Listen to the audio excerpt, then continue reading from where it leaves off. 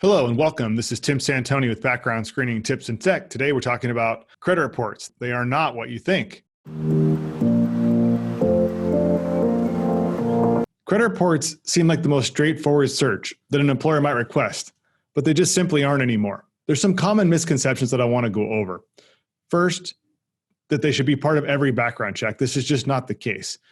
The credit report should be run on someone who is handling money, potentially handling client accounts, have access to cash, other proprietary information. But the most important thing is that you check with your state and local rules to see if there's any restrictions like there are in California and other states that restrict, and there's specific positions where a credit report is allowable. In any other situation, a credit report is not a search that is allowable as part of your pre-employment background check. So make sure that you check.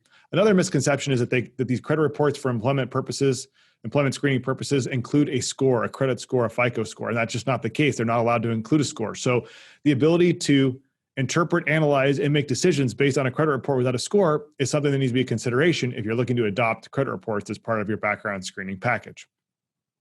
Another misconception is that these credit reports contain public records like a bankruptcy, a judgment, or a lien.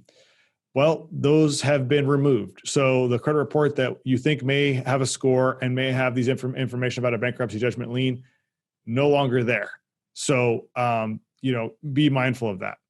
Another thing is that these credit reports are easy to interpret, and that's just not the case. Credit reports are very difficult to interpret because sometimes the creditors listed, it's not easy to determine if it's for a school or for a medical situation.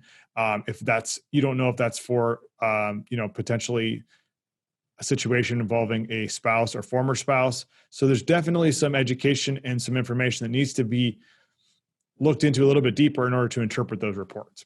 Now I want to give you some facts about credit reports.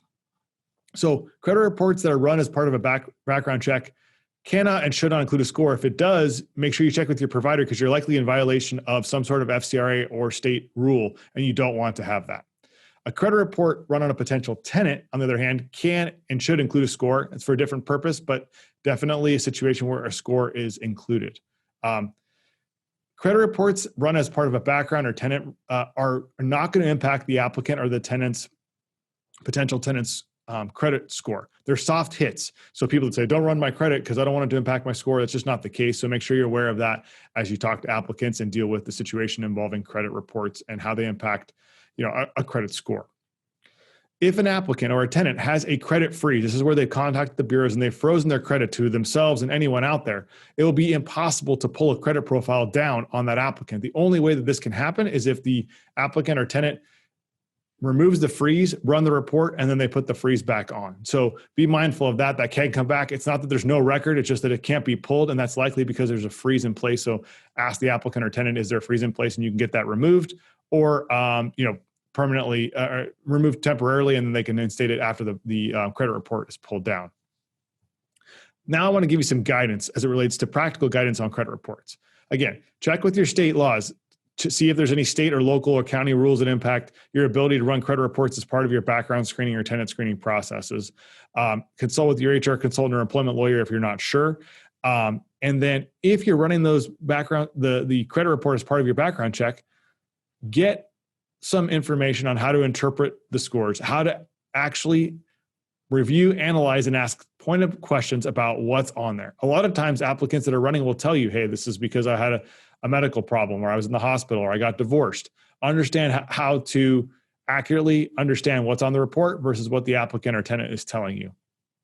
And since these credit reports no longer include the public records, which are your bankruptcies, judgments, and liens, there is an alternative.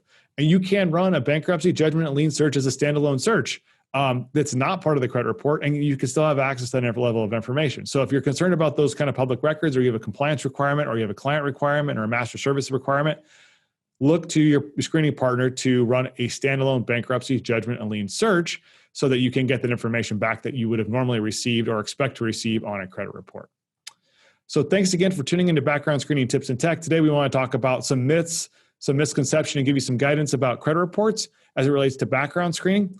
You can download this podcast wherever you download your podcast, Apple Podcasts, Stitcher, Amazon. And again, stay tuned. We have some interviews coming up, and stay tuned for future episodes. Thanks so much for tuning in, and have a great day.